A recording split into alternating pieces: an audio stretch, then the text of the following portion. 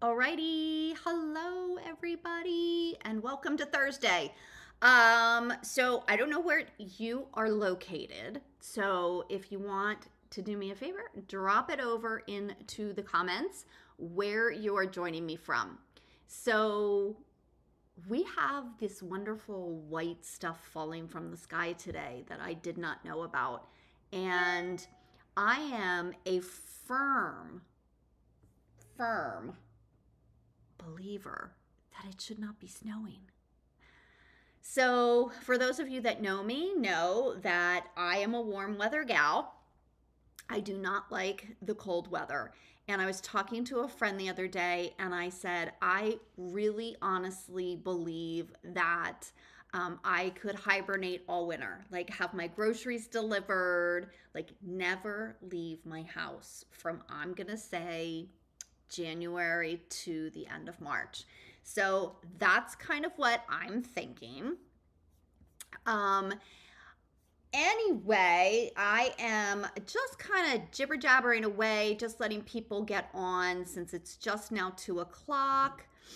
Oh, nice. I'm jealous. Pauline is going to Panama. I'm going to see if I can fix that text. Let's see if I can fix that. There we go. I think that's better. All right. Hi, Savannah. How are you? So Savannah and I are working on the same quilt. We are in Sue Pellin's gradations class, which started last night, and I have spent today preparing my fabric since I'm using cherry wood because I love it. Except I don't like when it bleeds, so I have to make sure that my water runs clean as I'm cleaning it out. So hi Janet, how are you? So you guys, it's kind of no secret that design is my jam, right? I absolutely love to design on quilts, the quilting.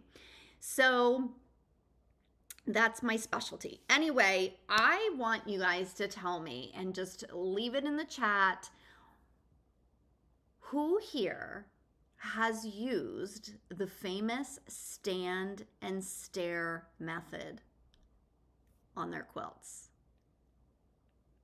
Okay. I can't know that I can't be the only one. Please don't tell me that I'm the only one. Okay. So that stand and stare method is not very productive. It is probably the worst thing to do. Okay, so without further ado, we are just going to jump in. And yes, Pauline, it does take hours. Okay, so let's make sure that all my tech is working here. I'm going to move some stuff around here, and then I'm going to see. Okay, let's everybody cross our fingers. Okay, so stand and stare. So my goal here today is I really want to stop this madness that we think that if we just either one, load our quilt onto the machine and stand there and stare at it, or we hang it on our design wall and stand and stare at it, that this is a good form of figuring out what to quilt on it. Okay? We need to stop doing it. Okay, let's see. There we go. Okay. So once we finish piecing our tops, we often find ourselves in a quandary. Like, how the heck am I going to quilt this? Because as we know, those directions are also helpful when it says quilt as desired. Yeah, no, it's not helpful at all. So I believe the reality is there's probably about 90% of the quilts that we make would look great with just an all over design on it. So first things first is you kind of need to decide what you want to do. Are you looking to do custom or are you looking to do all over, right? So There are many reasons to choose custom versus an all-over design. So let's just take a look at some of them, right? First off, does it truly need custom? I believe some quilts really do deserve custom quilting. Is it hand appliqued? Is there a ton of open space? Yes, then, custom is a good way to go. Now, if you're looking at a quilt and it has busy fabrics and no open space, then no, you don't have to do custom on it. But that's not to say that you can't do custom on it. Just know that those busy fabrics are going to hide a lot of what you're going to quilt on it. So what if there is a technique you want to perfect, right? That's a great, like if you're looking at a quilt and it's busy and you're like thinking, I'm not really good at continuous curves. I'd like to practice my continuous curves. That's a great quilt to do it on because one, it's busy. All of those little tiny bobbles that you might make won't show, right? So if there's a technique you'd like to practice, it's a great time to do custom. Or maybe the quilt is just going to go to someone special, so you'd like the quilting to be just that. So there are many reasons to choose custom quilting, but once we decide that we are going to do custom quilting, goodness gracious, how do we go about deciding what to quilt, right? The key here is we clearly do not want to stand and stare at our quilt. That is not the productive way of figuring out what to quilt. So some of the methods that we use now, right? We finish quilting our tops, and many of us go, I don't know what I'm going to quilt on it. So I'm going to put this over here in my UFO pile. And based on my last live on Monday, you all have a lot of UFOs. So I want you to hop into the comments and tell me, does that resonate with you? If you tend to not put or not know what you're going to quilt on your top, do sometimes you just put it over in your UFO pile? The other thing that we tend to do is we scroll through social media, right? And while we can get really good ideas from scrolling on social media, a lot of times this leads to a whole host of other issues, okay? The other method, that's again my most favorite and personally most used, is the old stand and stare method. So this is the one that hopefully we're going to conquer today. So if you're one of those stand and stare girls, give me a heck yeah, that's me over there in the comments. So while standing and staring feels like we're actually thinking, it leads to analysis paralysis.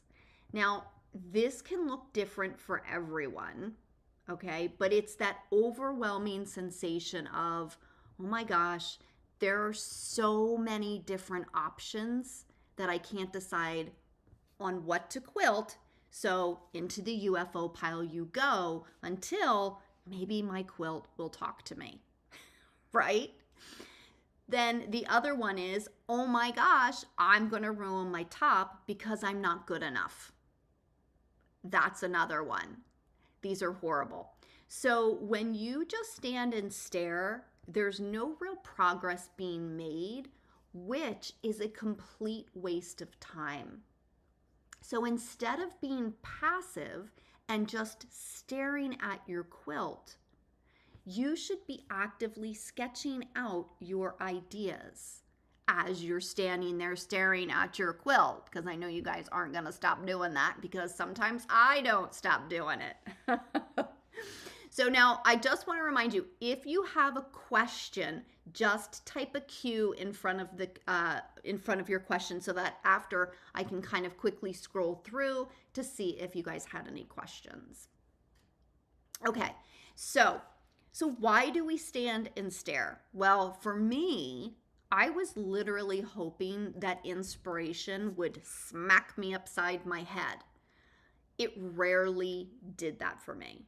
I really just ended up wasting my time. Now, that's not to say that some quilts, the method won't work, but it's just a passive way of designing. So I'm not saying that you can't stand there and stare at your quilts and something won't come to you, but it is a very passive way of designing. We are also afraid of making mistakes or ruining our quilts, right?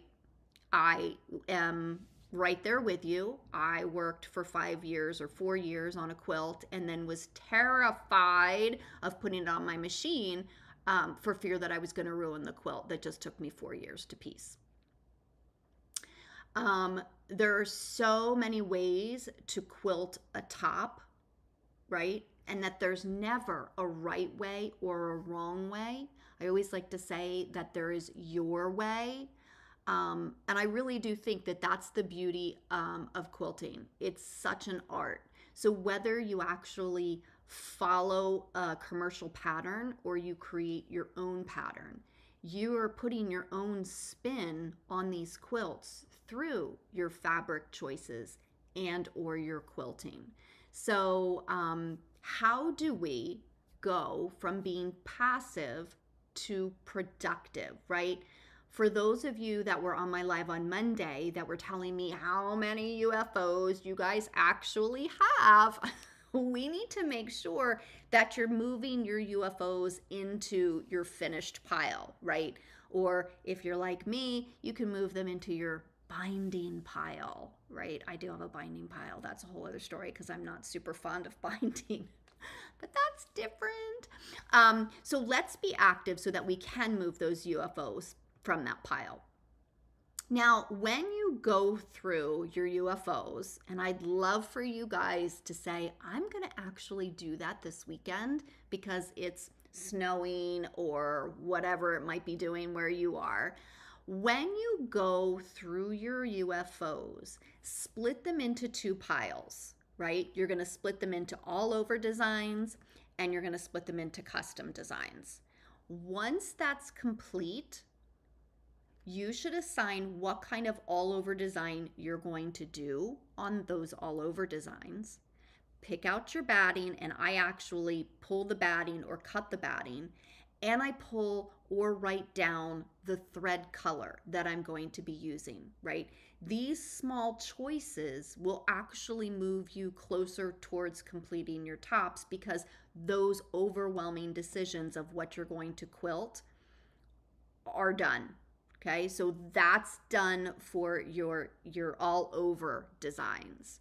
Now, if you're choosing custom, the same thing applies. And what I want you to do is pull out the quilt, hang it up or drape it over your machine. And I want you to draw out, which means sketching out, grab your paper and sketch out your ideas to see if you're going to like them. And you kind of see, can I even execute what I'm thinking in my head, right?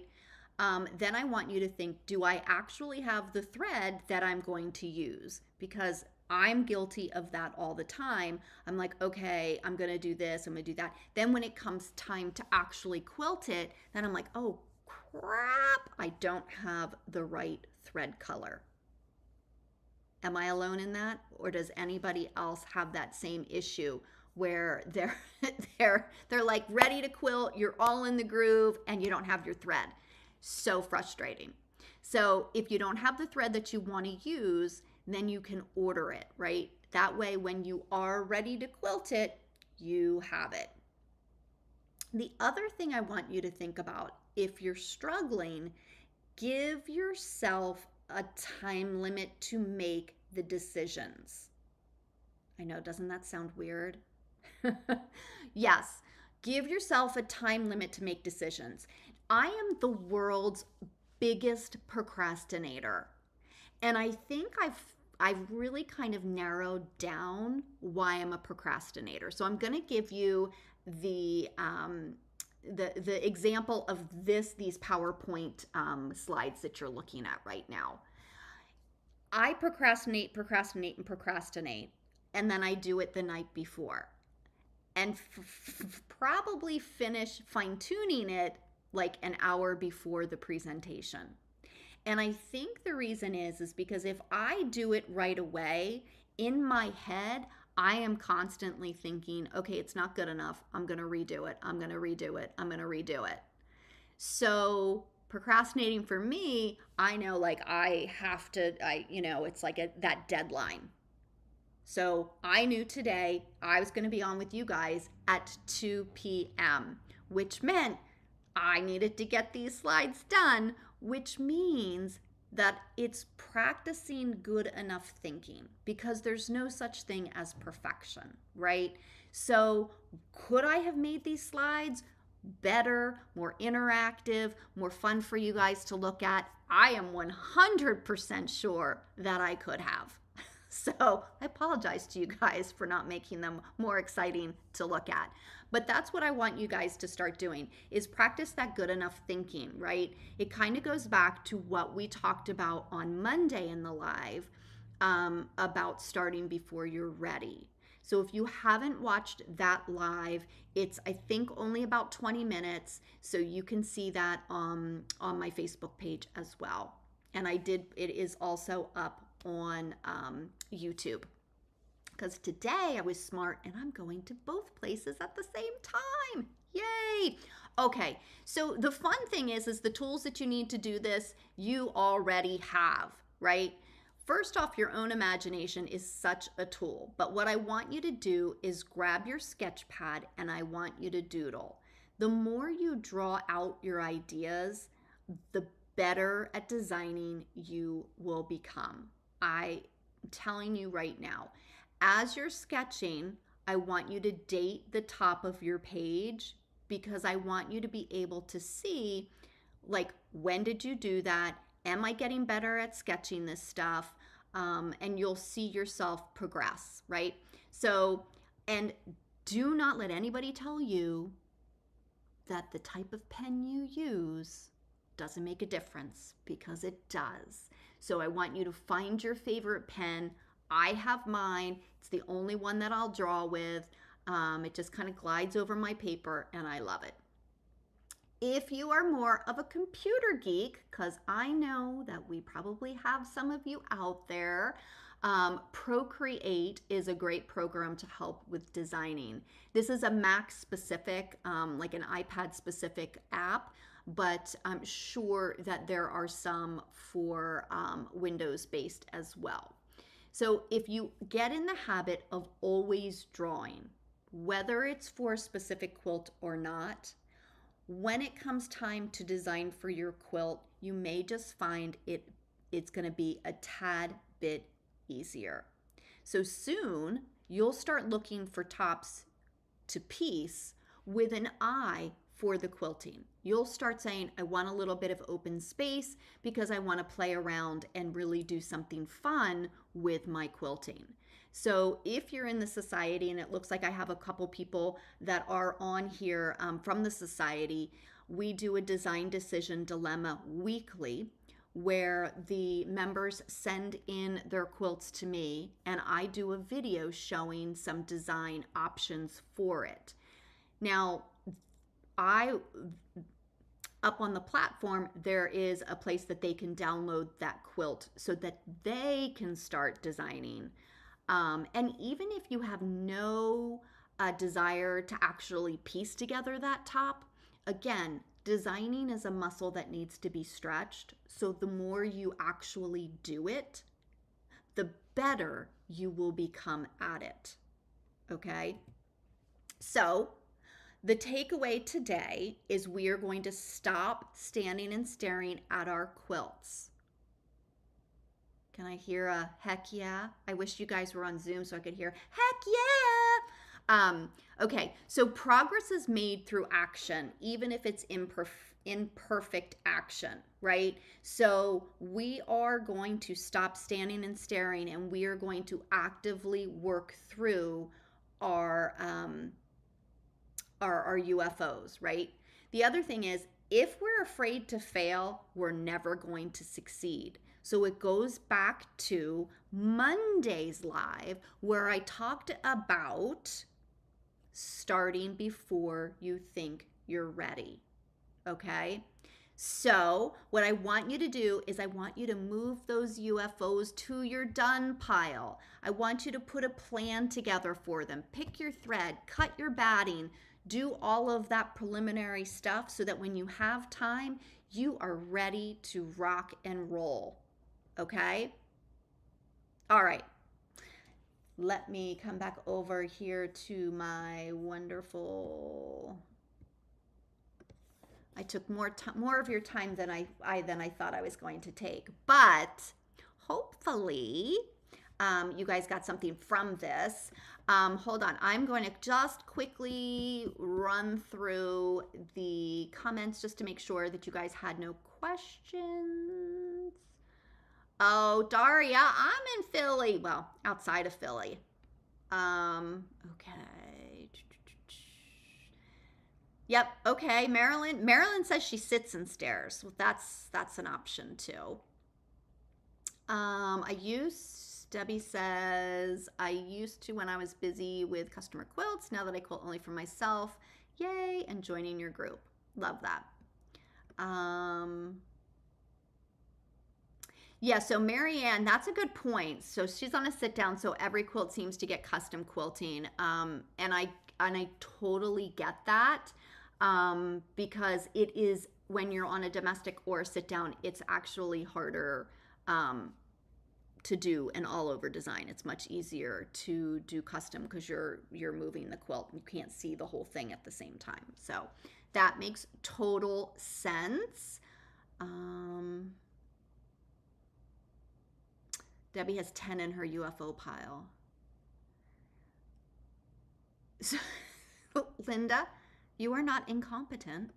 You are not. That's okay. You can see that, you can watch the replay. No biggie. So Sue has 10 tops in her UFO pile due to the fact that you are not good enough. Okay, I'm going to say this. It's you perceive yourself as you aren't good enough. Remember, we have to start before you're ready. So one of the things that you can do, and I believe I talked about this in the live on Monday, is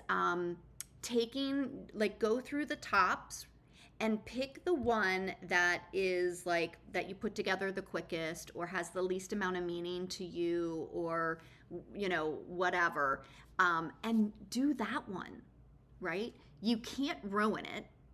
Right? We really can't ruin our quilts. I'm just throwing that out there. That is a fallacy. You cannot ruin your quilt. The most you're going to have to do is spend some time with Jack the Ripper. Not that that's fun, but ripping out stitches. So, but what I have found is, because even I do this, I have zippers on my machine for a reason. I will quilt something, and let's just say I'm looking at it and it's not speaking to me and I'm not liking it. I will unzip it and I put it in the corner and I let it marinate. And more so, it's just out of my sight.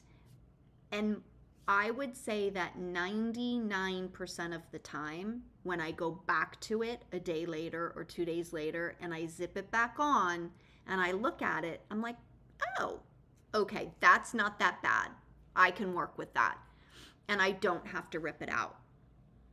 So some of you might just need to have a little marinating corner like I do. Ellen, I feel challenged because I don't have a long arm machine. It is really great, but not a long arm. Is that an issue? No.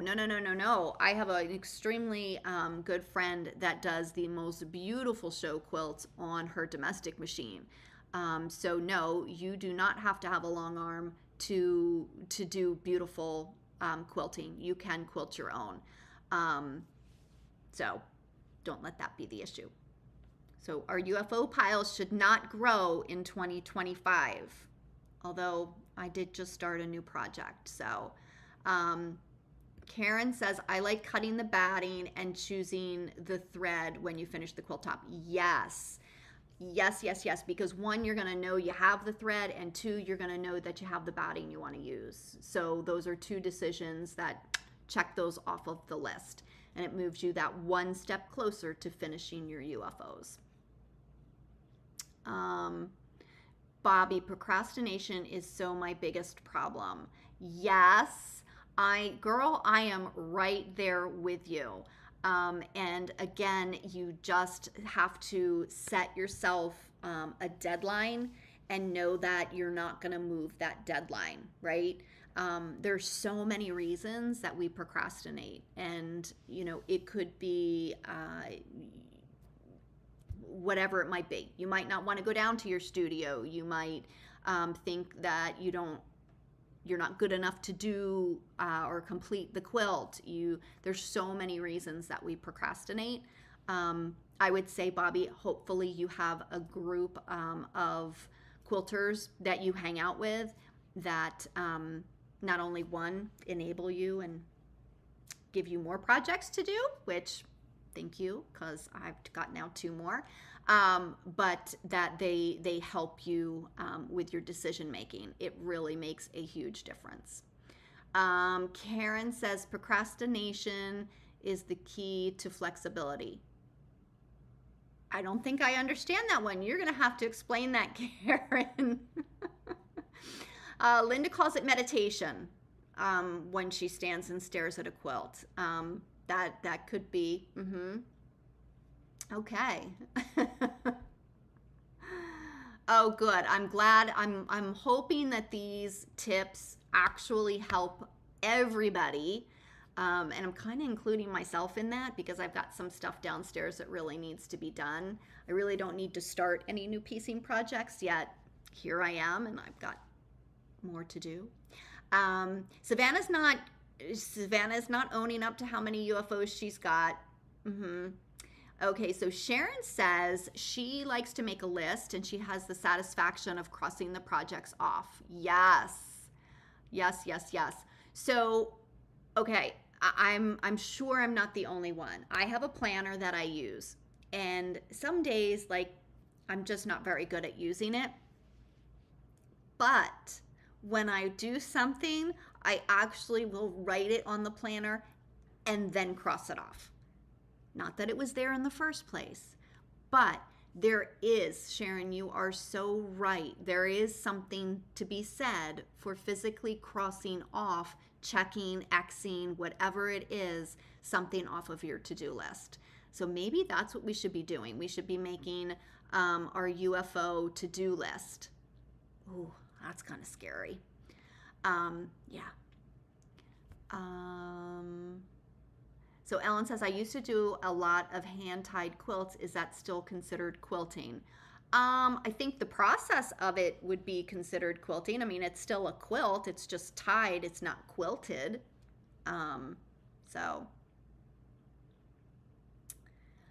thank you, Linda. Linda says, if I didn't give them assignments, specifically speaking of people in the Creative Design Society, I wouldn't have new ones to do.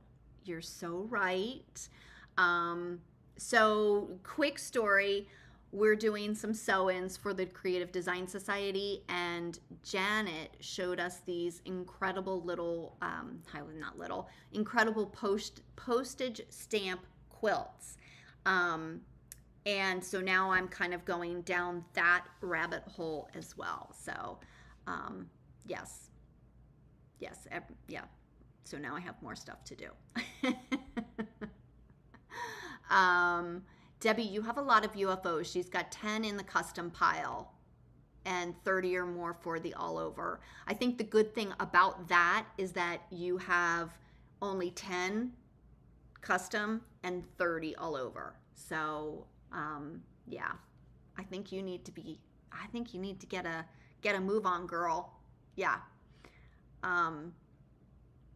Yep, Marianne, write it and then check it off. It's so satisfying. Yeah. So, all right. Well, that's all I have for you. Hopefully some of these tips will help you go from standing and staring to something that is actively going to move the needle and get those UFOs over into at least your binding pile, right? So I will be doing another live on Monday at 2 p.m. So stay tuned for that. And if you have any questions at all, I wouldn't, don't respond to this video if you're watching the replay. Just start a new thread on the Quilters Groove page. So that way it's just easier for me to find it. Sometimes Facebook is not very good about showing me the actual comments. Like, they'll say I have a comment and then I click on it and go to it, and then like it doesn't ever take me to where I need to go. So so don't start new on this, just start a new thread on the page. So hope you guys have an awesome day. I am looking out and thinking, oh darn, I might have to shovel today. So but first things first, I'm going down into my studio to bury myself in some fabric. So all right, everybody, have a fantastic day, and I will see you all on Monday.